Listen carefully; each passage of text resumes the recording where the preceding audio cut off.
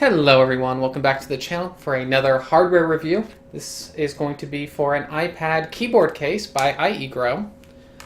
And if you remember from my Nook 10.1 review, there's part of it as a productivity machine because Barnes & Noble released what I consider almost a perfect keyboard case.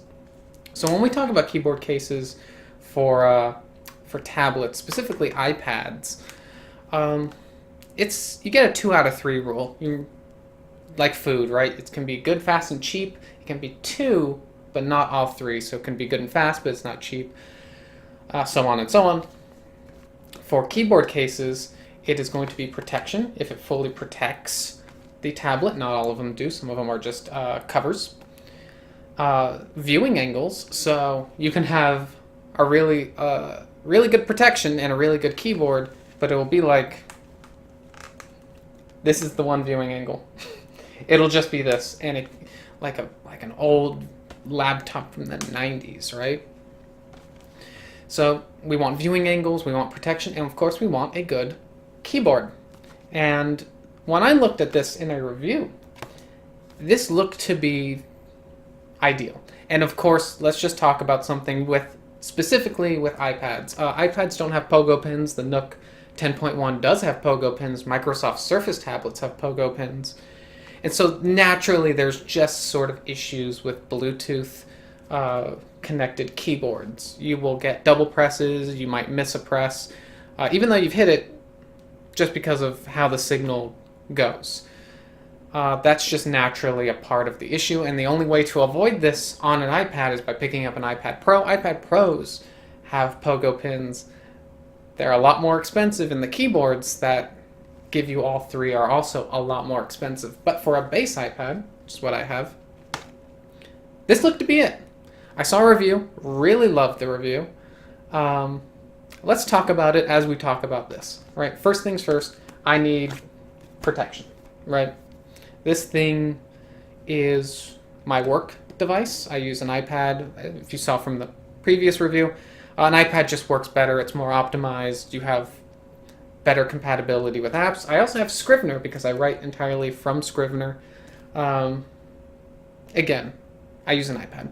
And iPads you can get for pretty affordable now. Anyone but Apple, so like Walmart's, your Costco's, Amazon, you can pick up a base iPad for about $250, which is pretty good. If you want more storage, it's going to be like that. But if you pay full price, I mean, even at $330, it's a no-brainer. At least compared to a laptop, because for that price, $300 to $350, you're getting kind of a low-end laptop. Bad storage, 15-inch at least. It's way too big. For this, I've always liked using tablets. I think iOS and Android are better operating systems. Lighter, cheaper, right? And better battery life. So this is going to work for far longer than the 4 or 5 hours of laptop batteries out there for the same price. And again, can get these on sale. So I saw this review. So I saw this is protected, right? I don't care. I mean, only issue I have for this is this thing is a fingerprint magnet, but I don't really worry too much about that. It does add a bit of heft because it has a fairly big battery. It's over 30 hours of typing time. Let's be honest, I've never hit that. I do charge it like once or twice a month, and I've not had a problem with that. The battery's on the bottom. That's where you'll see most of the heft, but this protects everything. And again, I would rather pick up another keyboard case this is $60. I'd rather pick this up for $60 than a brand new iPad if something happens. And so here's one thing you'll notice. All right, let me see if I can get that in the shot. Where the hinge goes, where the hinge goes and constantly slides against the desk or any surface, the paint's going. But again, this is consumable. You want your actual tablet to be better. So yeah, it fits into this thing pretty snug. And we can go into viewing angles because this is what I was worried about in the review I saw. They said this has really good viewing angles. I mean, that should sell you on it, right? But in the review, he's like, all right, I'm tapping the screen, and he's holding it as he's tapping. Which kind of defeats the point if it's very strong or not, because you're helping stabilize it. I can assure you, this thing has very little wiggle, very little wobble, and like, yeah, I mean, there's maybe the hinge goes after time, but it hasn't done that for me for the past 5 months. So this is awesome, right? We have our 2 of 3 though. What's going on with the keyboard? Keyboard, of course, actually really nice, full function row. Nice keys. There was a little dust under my D or F key, and I just took a piece of paper and got rid of it. But nice keys, and it's backlit. It's RGB. It's not going to do the rainbow thing that Razer or Corsair will do, but it'll give you 7 different colors with 3 different types of intensities: low, medium, and high. So, if you saw my Nook review, that's I just wanted backlit keys because it's helpful for that when you need that. So you get the function row and you get nice sounding, nice feeling keys with a backlight. There was one issue. There is only one real issue I have with this device besides the whole Bluetooth thing. That's a given. It is the enter key and the shift key. And I'm used to working on a kind of a smaller keyboard. I wrote 10 novels on a Surface 3. So this size doesn't bother me, but this has a slightly smaller enter key. A little annoying, but you get used to it. But what you really can't excuse is the shift keys. So let me tell you what I'm talking about. Look at the shift key. That's right there. That is very small. I don't need arrows, okay? These arrows are basically useless to me. They're dead to me.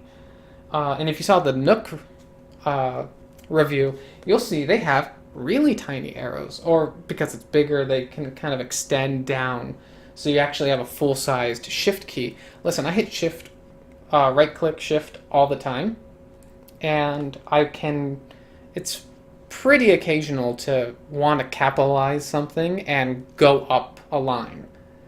And since I write all the time, this is kind of something I wasn't expecting, especially because the other shift key is perfectly fine. Everything is... Let me show you. Here's the Surface 3 keyboard that I've used. You will see the shift keys are fully sized, and you just make these really mini keys right here. That's fine. That's not fine. I don't know anyone who would use this. It's worthless. You are basically on a touch-based device anyway, so you're not going to be using that too often. Yeah, if you were going to be scrolling, and you'd be clicking the cursor on the screen and not on these. And that's my biggest gripe on this thing. As a writer, I wanted a better shift key. Again, if they come out with a new version this year, right? Because this is the 2019 or 2018 model, and they just shrank that, or maybe even moved everything a little lower because they have plenty of real estate down here. Again, I wouldn't mind. Would be the perfect iPad keyboard case with Bluetooth, obviously. It's well protected. The viewing angles are great. You want to turn it into just a tablet, or you want to turn it kind of into a laptop replacement, you can. But that shift key, again, for someone who writes all the time, it's very annoying. But you know what? Good keys, backlit, function row, protection, viewing angles. I still say this is the best keyboard case you can still pick up for a base iPad. Honestly, I'm living with it, and I think this is just fine for everyone. I even think it's just fine for writers. You're going to get annoyed, but for the savings you have. So if you pick this up for $250 and you get this keyboard case, you are paying less than the base iPad at full price. Right? And you're getting a far better deal than a $300 or even a $400 laptop. In all honesty, yeah. I have to recommend it. It's really good. I just hope if they do if IEGrow has a new design just for the keyboard, literally only the keyboard. Well, no, that's not true. It has kind of an aggressive, it's got an aggressive battery management system. I would have liked to be able to adjust that in the settings or something, or even hardware-wise. You know, they have a little thing. The backlight will go off after about 15 seconds, which can be annoying. I usually just kind of hit enter or hit the light button again. But, I mean, for the fact that this thing doesn't regularly die on me, and it has a pretty decent Bluetooth connection, it has everything, yeah.